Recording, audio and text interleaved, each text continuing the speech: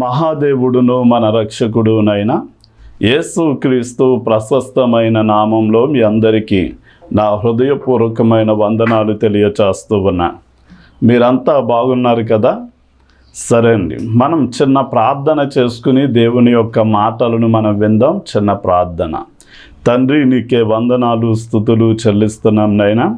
ఈ సమయమందు ఈ టీవీ ద్వారా నాయనా నీ వాక్యాన్ని వింటున్నటువంటి ప్రతి ఒక్కరిని కూడా మీరు దర్శించండి. మంచి నేలను పడిన విత్తనము వలె నీ వాక్యము వారిలో నాయన కార్యము చేయనట్లు మీరు సహాయం చేయండి. నీ ప్రజలకు బోధించగలిగిన ఆత్మీయమైన జ్ఞానాన్ని నాకు అనుగ్రహించి దీవించమని యేసు నామంలో అడిగి వేడుకుంటున్నాం తండ్రి, ఆమెన్. మనం యెహెజ్కేలు గ్రంథం 33వ అధ్యాయం 7వ వచనాన్ని మనం చదువుకుని దేవుని యొక్క మాటలను మనం విందాం. నరపుత్రుడా, నేను నిన్ను ఇశ్రాయేలీయులకు కావలివానిగా నియమించి ఉన్నాను గనుక నీవు నా నోటి మాటలను విని నాకు ప్రతిగా వారిని హెచ్చరిక చేయవలెను. దేవుడు యెహెజ్కేలుతో మాట్లాడుతూ చెప్తున్న మాట ఏంటి అంటే, ఇదిగో యెరూషలేము పట్టణం ఒక కావలివాణిని నియమించుకోమని చెప్పు. దేశము మీదకి ఖడ్గము రాగా చూసి కావలివాడు హెచ్చరిక చేయవలెను. ఒక దుర్మార్గుడు తన దుర్మార్గతలో మరణిస్తాడు అని నేను హెచ్చరిక చేయమని నీకు చెప్పినప్పుడు నీవు హెచ్చరిక చేయకపోతే గనక ఖడ్గము వచ్చి దుర్మార్గుడు హతుడైతే అతని ప్రాణమును గురించి నేను నిన్ను లెక్క అడుగుతాను. అయితే నీవు ఆ దుర్మార్గునికి గనక హెచ్చరిక చేస్తే అతడు తన చెడుతనాన్ని మానుకుంటే, జాగ్రత్త పడితే అతడు రక్షింపబడతాడు. ఒకవేళ తన ప్రవర్తన మార్చుకోకుండా దుర్మార్గతలోనే గనక అతడు మరణిస్తే అతని ప్రాణానికి అతడే ఉత్తరివాది అవుతాడు అని దేవుడు ఆ యొక్క యెహెజ్కేలు గ్రంథంలో యెహెజ్కేలుతో మాట్లాడుతూ చెప్తున్న మాటలు ఇవి. అయితే ఈ రోజున మనం బైబిల్ గ్రంథంలో దేవుడు మోషే యెహోషువలను నాయకులుగా నియమించాడు. యొప్తా, సంసోను లాంటి వారిని న్యాయాధిపతులుగా దేవుడు నియమించాడు. సౌలు, దావీదు, సొలొమోను లాంటి వారిని రాజులుగా ఆయన అభిషేకించాడు.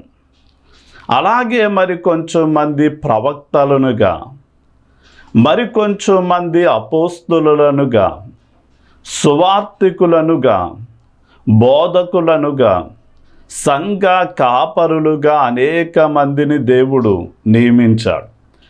అయితే మనం చదివినటువంటి వాక్యంలో దేవుడు యెహెజ్కేలును ఇశ్రాయేలీయులకు కావలివానిగా నియమిస్తున్నట్లుగా మనం చూడవచ్చు. ఉదాహరణకి పురాతన కాలంలో ప్రధానమైనటువంటి నగరాలు ఏమైతే ఉన్నాయో వారి పుర ద్వారముల దగ్గర లేక ఆ ద్వారానికి పైగా ఉండేటటువంటి గోపురం మీద, కావలి గోపురం మీద కావలి వారు నిలిచి నిత్యము కూడా ప్రహరీ కాసేలాగా వారిని నియమించేటటువంటి వారు. అయితే మనం చాలా జాగ్రత్తగా ఆలోచన చేస్తే యెహెజ్కేలు మనం నియమించుకునేటటువంటి ఒక వాచ్మెన్ లాంటి వాడు లేక కావలివాడు లాంటి వాడు ఈ భౌతిక సంబంధమైన వ్యక్తి కాదు. కానీ ఈ యెహెజ్కేలు ఆత్మీయమైనటువంటి కావలివాడై ఉన్నాడు. ఇతడు మనుషుల చేత నియమించబడలేదు, కానీ దేవుని చేతే ఒక కావలివానిగా నియమించబడినట్లుగా మనం చూడవచ్చు. ఉదాహరణకి దేవుని చేత కావలివానిగా నియమించినటువంటి వాని పనేంటి అంటే దేవుని యొక్క నోటి మాటలను విని దేవుని పక్షముగా ప్రజలను హెచ్చరిక చేయడం వారి యొక్క పని అయి ఉన్నది అని మనం తెలుసుకోవాలి. మనం హబక్కూకు గ్రంథం 2వ అధ్యాయం 1వ వచనం మనం చూడగలిగితే, హబక్కూకు కూడా అంటాడు, నేను నా కావలి గోపురం బురుజు మీదకెక్కి నేను అక్కడ కనిపెట్టుకుంటాను, దేవుడు ఏం సెలవిస్తాడు అంటాడు. అంటే కావలివాడు దేవుని యొక్క వర్తమానం పొందాలి అంటే కావలి గోపురము అనేది ప్రార్థనా గదికి సాదృశ్యంగా ఉంది. ఈ రోజున మనం దేవుని దగ్గర నుండి ఒక ఆలోచన పొందాలి అన్నా, దేవుని దగ్గర నుండి నడిపింపు పొందాలి అన్నా, దేవుని దర్శనమును మనం పొందాలి అన్నా, మనము దేవుని యొక్క సన్నిధిలో అంటే ప్రార్థనా గది అనుభవాన్ని మనం సమయాన్ని కేటాయించుకుని ఆ ప్రార్థనా గదిలోనికి వెళ్ళి మనము తరచూ ఆయనకి ప్రార్థిస్తూ ఉంటే గనక మనము దేవుని యొక్క ఆలోచన, దేవుని యొక్క చిత్తం, దేవుని యొక్క నడిపింపును పొందుకునేటటువంటి వారిగా మనం ఉంటాం. అందుకనే ప్రవక్తలైనటువంటి వారు తరచు వారు ప్రార్థిస్తూ, వారు కనిపెట్టుకుంటూ దేవుని యొక్క వర్తమానాన్ని పొందుకొని వారు ప్రజలకు ఆ వర్తమానాన్ని బోధించి ప్రజలను హెచ్చరించేవారు, ప్రజల యొక్క తప్పులను సరిదిద్దేటటువంటి వారు, ప్రజలకు దేవుని యొక్క ప్రతిదండన రాబోతుంది అని ప్రకటించారు. అలాగే వారికి నిరీక్షణ యొక్క మాటలను కూడా వారికి బోధించినట్లుగా మనం చూడవచ్చు. కనుక ఈ రోజున మనము కూడా ఒక కావలివానిగా ఈ చివరి దినాల్లో యేసు ప్రభువుల వారి రాకడ అత్యంత సమీపమైపోయింది. మన ఆత్మీయ జీవితాన్ని మనం కావలి కాసుకోవాలి. ఉదాహరణకి ఒక రోజున సొలొమోను ఒక సోమరివాని చేను దాటి వెళ్తూ ఉండగా ఆ యొక్క ద్రాక్ష తోట చుట్టూ ఉన్న ప్రాకారపు గోడ పడగొట్టబడింది. ఆ తోటలో ముళ్ళ కంచెలు, గచ్చ పొదలు బలిసిపోయి అది పాడైపోయిన స్థితిలో ఉండడం చూశారు. ఈ రోజున మనం కూడా ఒకప్పుడు ప్రార్థన అంటూ నిత్యము వాక్యము చదివే అనుభవాన్ని కలిగి, అలాగే క్రమంగా దేవుని దగ్గరకు మందిరానికి వెళ్ళే అనుభవం కలిగి దేవుని కోసం ఏదో చెయ్యాలి అన్న గొప్ప తీవ్రతను, తపనను కలిగి ఉండేవారు. అయితే చాలామంది వారి ఆత్మీయ జీవితాన్ని కావలి కాసుకోక రోజులు గడుస్తూ ఉండగా ప్రార్థనా జీవితాన్ని తగ్గిపోవడం, వాక్యము చదవడం తగ్గిపోవడం, మందిరానికి వెళ్ళడం మానివేయడం, ఇలా ఆత్మీయంగా దిగజారిపోయిన స్థితిలోనికి మనం వెళ్ళిపోకూడదు అంటే, విశ్వాసము లేని భ్రష్ట మనస్సు మనకి రాకూడదు అంటే మనము మన ఆత్మీయ జీవితాన్ని కావలి కాసుకోవాలి. అలాగే మన కుటుంబాన్ని కావలి కాసుకోవాలి.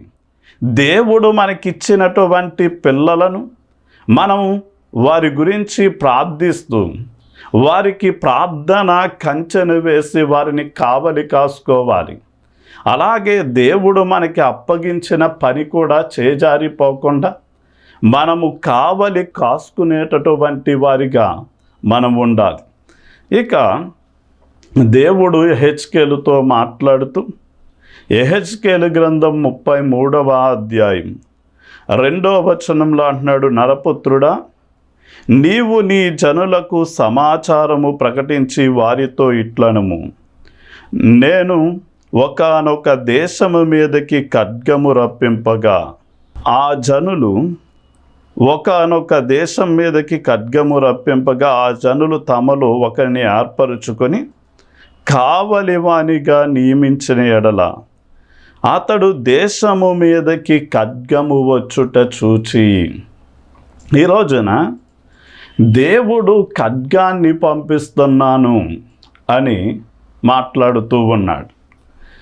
అసలు ఇశ్రాయేలీలు ఎందుకు దేవుడు వారి మీదకి ఖడ్గాన్ని పంపించాడు అంటే, ఎవరైతే దేవునికి నమ్మకంగా ఉండాలి, ఎవరైతే నీతి న్యాయాలను అనుసరించి జీవించాలో అలాంటి ఇశ్రాయేలీల ప్రజలు దేవుణ్ణి వద్దనుకుని వారికి నచ్చినట్లుగా తోచినట్లుగా విచ్చలవిడిగా జీవించడం మనం గమనించవచ్చు.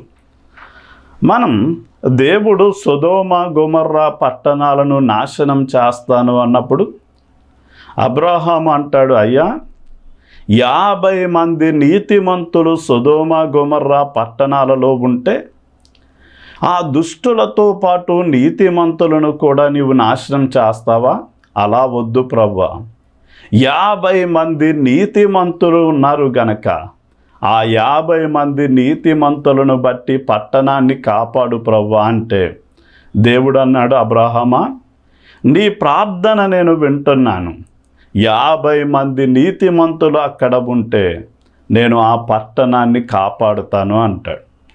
అప్పుడు అబ్రహాం, ప్రభువా, ఒకవేళ 40 మందే ఉన్నారేమో, ఆ తర్వాత అంటాడు 30 మందే ఉన్నారేమో, ప్రభువా నా మీద పడనంటే మరొక మారు అడుగుతాను, 20 మందే ఉన్నారేమో, 10 మందే ఉన్నారేమో ప్రభువా అంటే, అక్కడ 10 మంది కూడా లేరు అని దేవుడు ఏం చేశాడంటే అబ్రహాంతో సెలవిచ్చి, అసలు నీతిమంతుడైనటువంటి లోతు తప్ప అక్కడ ఎవరు కూడా లేకపోవడం చూసి దేవుడు ఏం చేశాడు అంటే అగ్ని గంధకాలను కురిపించి సొదొమ గొమొర్రా పట్టణాలను నాశనానికి అప్పగించాడు. అక్కడ సొదొమ గొమొర్రా పట్టణాలలో బహుశా దేవుని దృష్టికి లోతు భార్య, లోతు యొక్క 2 కుమార్తెలైన దేవుని దృష్టికి నీతిమంతులుగా కనబడ్డారేమో. కానీ దేవుడు ఇశ్రాయేలీల మీదకి యెహెజ్కేలు కాలం నాటికి ఖడ్గము ఎందుకు పంపించవలసి వచ్చింది అంటే, యెరూషలేము వీధులలో తిరిగి చూసినప్పుడు ఒక్కడు కూడా నీతి న్యాయాలను అనుసరించేవాడు, భక్తిగా నీతిగా యథార్థంగా బ్రతికేవాడు దేవుని దృష్టికి కనపడినప్పుడు దేవుడు అలాంటి పాపాత్ములను ఆయన సహించేవాడు కాదు. ఖచ్చితంగా భక్తిహీనులకు ఆయన తీర్పు తీర్చే దేవుడు, శిక్ష విధించేటటువంటి దేవుడు. అందుకని ఆయన అన్నాడు, ఇదిగో ఎవరైతే యెరూషలేము పట్టణంలో ఉన్నారో బబులోను రాజును నేను మీ మీదకి తీసుకొని వస్తున్నాను. అతడు యెరూషలేము పట్టణమును ముట్టడించినప్పుడు ఎవరైతే ఆ బబులోనీయుల చేతికి చిక్కుతారో వారు ఖడ్గముతో అలాంటి వారిని చంపుతారు. ఎవరైతే ఆ సైన్యమును తప్పించుకుని పారిపోయారో అలాంటి వారిని అడవి మృగాలు చీల్చివేస్తాయి. ఎవరైతే పట్టణంలోనే నిలిచి లోపల ఉండిపోయారో ఆ శత్రు సమూహాలు ఆ పట్టణాన్ని చుట్టుముట్టి బయట నుండి ఆహార పదార్థాలు లోపలికి వారు రానివ్వని కారణము చేత, పట్టణంలో ఉన్న ప్రజలు కరువు చేత, అలాగే అక్కడ చనిపోయి కుళ్ళిపోయినటువంటి శవాల ద్వారా వారు కరువు ద్వారా మరణిస్తారు అని చెప్పి దేవుడు వారిని నాశనానికి అప్పగించారు. ఈ రోజున ఎందుకు ఖడ్గాన్ని అనుమతించాడు అంటే, ప్రజలు దేవుణ్ణి విడిచి నీతి న్యాయాలను విడిచి ఒక్కడు కూడా నీతిని అనుసరించకుండా అందరూ చెడ్డగా బ్రతికినటువంటి కారణము చేత ఈ రోజున దేశం మీదకి ఖడ్గం రావడం చూస్తున్నాం. ఉదాహరణకి దావీదు పాపం చేసినప్పుడు ఒక దేవదూత వరదీసినటువంటి కత్తితో భూమికి ఆకాశానికి మధ్య నిలబడడం దావీదు చూశాడు. ఎందుకు అంటే వారు దావీదు చేసినటువంటి పాపమును బట్టి ఆ వరదీసిన దేవదూత అనేక మందిని హతులవునట్లుగా మరణానికి అప్పగించినట్లుగా మనం చూడవచ్చు. ఈ రోజున దేవుని యొక్క ఉగ్రత కొంచెం మంది వ్యక్తుల మీదకి వారు చేసిన పాపాన్ని బట్టి, ఒకవేళ అది నష్టం రూపంలోనూ, వ్యాధి రూపంలోనూ, బాధల రూపంలోనూ, అది ప్రమాదాల రూపంలోనూ, ఏదో ఒక విపత్తు ద్వారా రావచ్చు. ఉదాహరణకి మనం చాలా జాగ్రత్తగా ఆలోచన చేస్తే, ఈ రోజున ప్రపంచంలో ఎక్కడ చూసినా భూకంపాలు కలుగుతున్నాయి. కొన్ని ఒక 15 రోజులు, ఒక 20 రోజుల కిందట వెనుజులాలో వచ్చిన భయంకరమైన భూకంపం మనం చూసాం. మన భారతదేశంలో సహితం చాలా ప్రాంతాలలో భూకంపాలు కేంద్రీకృతం అవుతూ మనం న్యూస్ ఛానల్లో వింటున్నాం. అలాగే అమెరికా దేశంలో మొన్నటి దినాన్న ఒక భయంకరమైనటువంటి భూకంపం సంభవించడం మనం చూసాం. ఇంకా చెప్పాలి అంటే, ఇంతకు ముందు 5 సంవత్సరాల కిందట వచ్చిన కరోనాలో అనేక మంది మరణిస్తే, ఇప్పుడు మరలా కరోనా కేసులు దేశంలో నమోదు అవ్వడం మనం చూస్తూ ఉన్నాం. అయితే ఇప్పుడు ఎలాంటి పరిస్థితులు సంభవిస్తాయో మనం ఊహించలేనటువంటి దుస్థితిలో ఉన్నాం. బహుశా ఇది ఏ కారణం చేతైనా మనం వచ్చి ఉండొచ్చు. ఉదాహరణకి చాలా రకాలైన కారణాలు ఉండొచ్చు. ఒకవేళ దేశంలో వావి వరసలు లేకుండా జరుగుతున్న పాపం, పురుషులతో పురుషుల అవాచ్యమైనది చేయుచు, స్త్రీలతో స్త్రీలు సంభోగం చేయుచు, అలాగే పురుషులు స్త్రీలు జంతువులతో సహితం తమ కామ వికారయుక్తమైన చేష్టలను చేస్తూ ఉంటే, ఒకవేళ దేవుడు అలాంటి వాటిని చూసి సహించలేక భరించలేక ఒక ఖడ్గము వలె ఆయన తీర్పును ఈ యొక్క తెగుళ్ళు భూకంపాల ద్వారా అనుమతిస్తున్నాడు. అయితే ఇప్పుడు మనం తెలుసుకోవలసిన సత్యం ఏంటి అంటే, దేవుడు తన సేవకుడైనటువంటి హెచ్కేలుతో అంటున్నాడు, నేను నిన్ను కావలివానిగా నియమించాను కనుక నీవు ఏం చేస్తావు అంటే, నా నోటి మాటలను విని ప్రజలను హెచ్చరిక చెయ్యి అన్నాడు. అంటే కావలివాడు చేసే పని ఏంటి అంటే, పట్టణపు పురద్వారము దగ్గర లేక ఆ పురద్వారానికి పైగా ఉండే కావలి గోపురం మీద నిత్యము రాత్రింపగళ్ళు నిలిచి ఎవరైనా శత్రువులు ఆ పట్టణం మీదకి వస్తున్నారేమో అని కావలి కాస్తూనే ఉండాలి.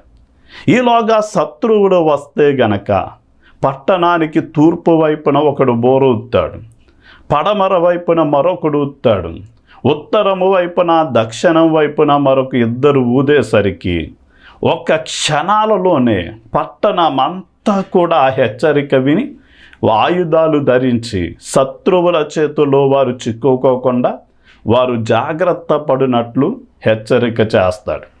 ఈ రోజున మనం కూడా దేవుడు అక్కడ సమీపమైపోయింది, భూమి మీదకి శ్రమల కాలము రాబోతుంది, దేవుని ఉగ్రత దిగి రాబోతుంది. అందుకని దేవుడు తన సేవకులను తన పక్షముగా ప్రజలను హెచ్చరిక చేసేవారిగా దేవుడు ఉంచాడు. అయితే ఈ రోజున దేవుని సేవ చేసేటటువంటి అనేక మంది ప్రజలను హెచ్చరిస్తే, ప్రజలను గద్దిస్తే, ప్రజలకు ఉన్న విషయాన్ని ఉన్నట్లుగా తెలియచేస్తే నచ్చదు అని ప్రజలను హెచ్చరించే బోధలు మానేసి బుజ్జగించే బోధలు మొదలుపెట్టారు. ఉదాహరణకి చాలామంది ఎలా ఉంటారు అంటే, వారు విశ్వాసులుగా ఉండరు కానీ పిశాచులుగా వారు బ్రతుకుతూ ఉంటారు.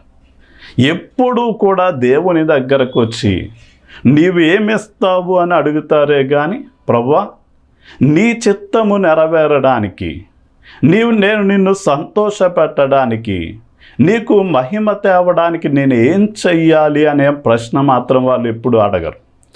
ఇలాంటి చాలామంది ఏం చేస్తారు అంటే, ప్రతిరోజు బైబిల్ చదవరు, ప్రార్థన చేయరు, క్రమంగా వారున్న ఊరిలో సంఘానికి వెళ్ళరు. కానీ ఎక్కడైతే వారు అనుకున్న కోరికలు నెరవేరుతున్నాయి, ఎక్కడైతే మేము గొప్ప సేవకులమని ప్రకటన వినపడుతుందో అక్కడికి వెళ్తే వీళ్ళ కోరికలు తీరుతాయి అని జనం తండోపతండాలుగా ఇసుకేస్తే రాలనంత విస్తారమైన జనం అక్కడికి వెళ్తారు. వెళ్ళిన తర్వాత ఏం జరుగుద్ది అంటే అక్కడికి వెళ్ళిన విశ్వాసులందరికీ వినపడే బోధ ఏంటి అంటే, ఇక్కడికి నీవు 7 వారాలు వస్తే, 14 వారాలు వస్తే, 21 వారాలు వస్తే నీకు అనుకున్న కోరికలు తీరిపోతాయి, నీవు నీ అప్పుల సమస్యలు తీరిపోతాయి, నీకు అనారోగ్యం తగ్గిపోద్ది, నీకు ఉద్యోగం వచ్చేస్తుంది, పెళ్ళైపోద్ది, పిల్లలు లేకపోతే పిల్లలు పుట్టేస్తారు, దేవుడు నిన్ను యోసేపు వలె అధికారిగా చేస్తాడు, గొర్రెల దొడ్డులో ఉన్న దావీదును తీసుకెళ్ళి రాజుగా చేసినట్లుగా నిన్ను రాజును చేసేస్తాడు అనేసరికి ప్రజలకి ఎలా ఉంటుంది అంటే, అబ్బా చాలా బాగుంది ఈ వాక్యం అనుకుంటారు. కానీ యెహెజ్కేలుతో దేవుడు చెప్పిన మాట ఎలాంటి హెచ్చరిక చేయమన్నాడు అంటే, యెహెజ్కేలు గ్రంథం 33వ అధ్యాయం 8వ వచనంలో అంటాడు, నీవు నా పక్షముగా ఒక దుర్మార్గతలో ఉన్న వ్యక్తి దగ్గరికి వెళ్ళి, దుర్మార్గుడా నీవు నిశ్చయముగా మరణిస్తావు అనే సమాచారం చెప్పు అన్నాడు. అంటే ఈ రోజున ఇదిగో నీవు వాక్యాన్ని చదవట్లేదు, ప్రార్థన సరిగ్గా చేయట్లేదు, క్రమముగా మందిరానికి రావట్లేదు గనక నీవు నరకానికి వెళ్ళిపోతావు, నీవు ఆశీర్వదించబడవు అంటే ఎవరికైనా నచ్చుతానా అంటే ఎవ్వరికీ నచ్చదు ఆ బోధ. కానీ దేవుడు కొన్ని విషయాలను ఏం చేయమంటున్నాడు అంటే, మొహమాటము లేకుండా సూటిగా తేటగా చెప్పమన్నటువంటి మాట ఏంటి అంటే, దేవుణ్ణి తెలుసుకున్న తర్వాత కూడా మనం ఇంకా దుర్మార్గతలోనే కొనసాగితే, అంటే ఇతరులను బాధ పెట్టడం ఆపకపోతే, విగ్రహారాధన ఆపకపోతే, దొంగతనాలు మోసాలు ఆపకపోతే, వ్యభిచారం ఆపకపోతే, దేవుడు ఇలాంటి దుర్మార్గమైన పనులు చేస్తున్న వారితో సూటిగా చెప్పే మాట ఏంటి అంటే, నిశ్చయముగా నీవు మరణిస్తావు అన్నాడు. అంటే దేవుడు ఎవరినైతే తన స్వరూపమందు తన పోలిక చప్పున చేసుకుని వారిని ఆశీర్వదించి రాజులుగా బ్రతకమన్నాడు, వారితో సూటిగా చెప్పిన మాట ఏంటి అంటే, మీరు జీవించాలి అంటే మంచి ఫలాలను తినండి అన్నిటినీ, కానీ ఇదిగో ఈ మంచి చెడ్డల తెలివినిచ్చు వృక్ష ఫలాన్ని తినుదినాన్న నీవు నిశ్చయముగా చస్తావు అన్నాడు. సామెతల గ్రంథంలో దుర్మార్గుడికి తీర్పు శిక్ష తప్పదు అన్నాడు.